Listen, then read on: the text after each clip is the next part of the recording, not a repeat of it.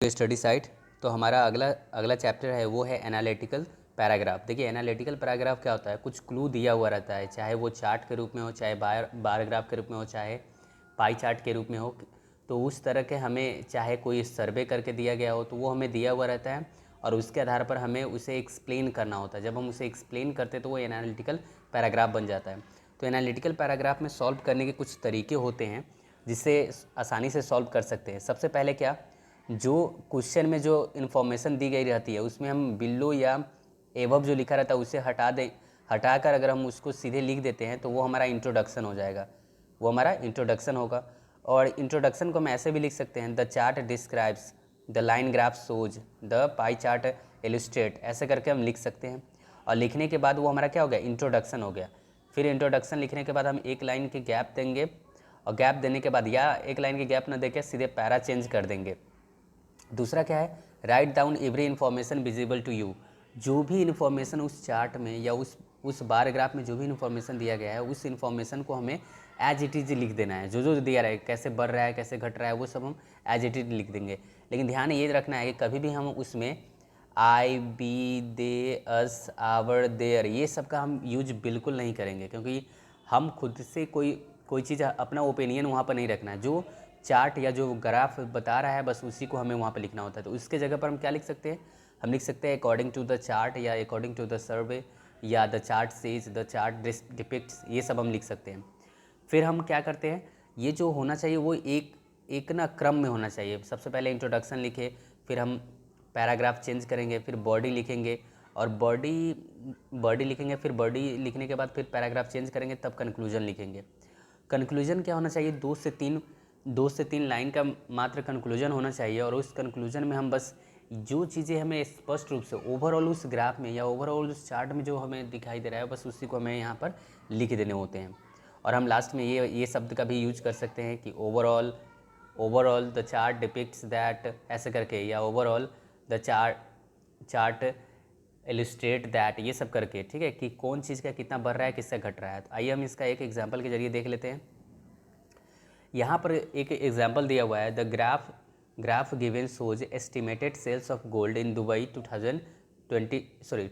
2002, write an analytical paragraph, describe the line graph in around 150 words. तो सबसे पहले हमें इंट्रोडक्शन देना है। यहाँ पर ग्राफ को देख लीजिए आराम से। पहले ये ग्राफ क्या है, ये दुबई में गोल्ड सेल 2002 में कैसे हुआ था उसको दिखा रहा है। तो यहाँ पर ग्राफ पर पहले क्या है, हम देख रहे हैं कि यहाँ ये जनवरी से लेकर दिसंबर तक का दिया हुआ है। तो देख रहे हैं कि जनवरी में क्या है, 200 मिलियन ऑफ दिरहम है, लेकिन फरवरी में क्या है वो बढ़ जा रहा है, फिर मार्च में और बढ़ा है, फिर अप्रैल में घट जा रहा है, मई में घट रहा है, जून में घट रहा है, जुलाई में घट रहा है, अप्रैल में फिर बढ़ जा रहा है, मई में फिर ये अगस्त में फिर बढ़ गया, फिर सितंबर में घट गया, अक्टूबर में बढ़ गया, नवंबर में क्या होता है बराबर ही रहता है, जबकि दिसंबर में थोड़ा सा बढ़ता है। तो सबसे पहले हमें क्या देना है, सबसे पहले हमें इंट्रोडक्शन देना है। तो इंट्रोडक्शन देने के लिए हम सबसे पहले क्या करेंगे, इंट्रोडक्शन देने के लिए हम सबसे पहले ये लिखेंगे जो यहाँ पर क्वेश्चन दिया है बस उसी में हल्का सा चेंज करना है। क्वेश्चन क्या है, the graph given shows estimated sales of gold in Dubai in 2002। तो बस हमें इसी को लिख देना है, इंट्रोडक्शन में लिख देना है। इंट्रोडक्शन लिखना कहीं नहीं है, बस सीधे ऊपर से लाइन हमें स्टार्ट करेंगे, क्या लिखेंगे, the graph given shows estimated sales of gold in Dubai in 2002 for all months लिख दिए। और लिखने के बाद ये हमारा इंट्रोडक्शन हो गया। अब हम आते हैं इसके बॉडी पार्ट में। तो बॉडी पार्ट में हमें क्या करना है, बॉडी पार्ट में इन सबको इलस्ट्रेट करते जाना है कि कैसे बढ़ रहा है फिर कैसे घट रहा है, इस सब को हमें इलस्ट्रेट करना है, ठीक है। तो कैसे हम इलस्ट्रेट कर रहे हैं इसको, देखिए ये क्या हुआ, हम लिखेंगे अब यहाँ पर जनवरी में। देखिए जनवरी में क्या है, in January 2002 the sales stood at 200 million dirham. अब यहाँ पर एक चीज़ ध्यान देना है कि जब भी हम ना इसको एनालिटिकल पैराग्राफ लिखेंगे तो हमेशा सिंपल पास्ट का यूज करेंगे। सिंपल पास्ट का यूज करते हुए सेंटेंस को हम आगे बढ़ाएंगे बॉडी वाले पार्ट में। तो क्या हुआ, in January 2002 the sales stood at 200 million dirham. फिर उसके बाद it steadily increased through the next month and peaked to 350 million dirham in the third month of the year. However, the gold sales started to plummet over the next 3 months.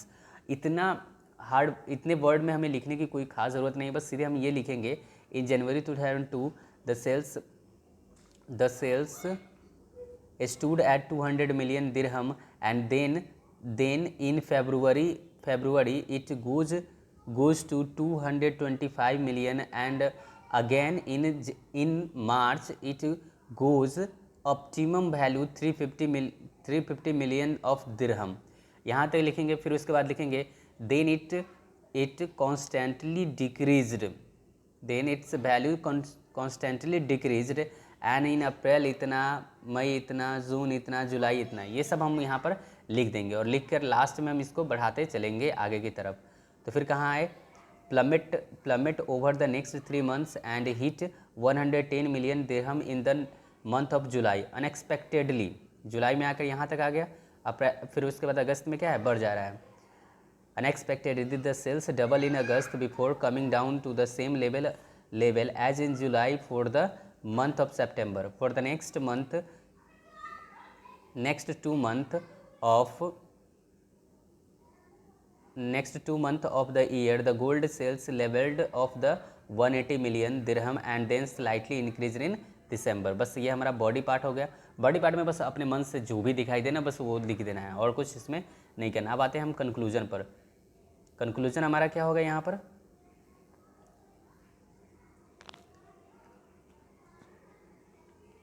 देखिए conclusion क्या है कि अब हम overall क्या देखते हैं इसमें, तो overall the estimated gold sale fluctuate in 2002, हम देख रहे हैं कि जो इसका ओवरऑल जो गोल्ड सेल है यहाँ से लेकर यहाँ तक का जो गोल्ड सेल है ये क्या देख रहा है कि ये फ्लक्चुएट कर रहा है, कभी बढ़ रहा है, कभी घट रहा है, कभी बढ़ रहा है, कभी घट रहा है, तो ये फ्लक्चुएट कर रहा है। The sales were the highest in the month of March, मार्च के मंथ में क्या हुआ, मार्च के मंथ में सबसे ज़्यादा हो गया और लोएस्ट हो गया जुलाई में, और जुलाई में सबसे कम आया, एंड सितंबर, जुलाई और सितंबर में लगभग सेम ही है। The sales at the end of the year were almost the same as were in the beginning of the year, हाँ जो शुरू में जितना सेल्स था उतना ही सेल्स क्या हो गया, वो लास्ट में भी हो गया। तो इस तरह से हम ना कंप्लीट कर सकते हैं।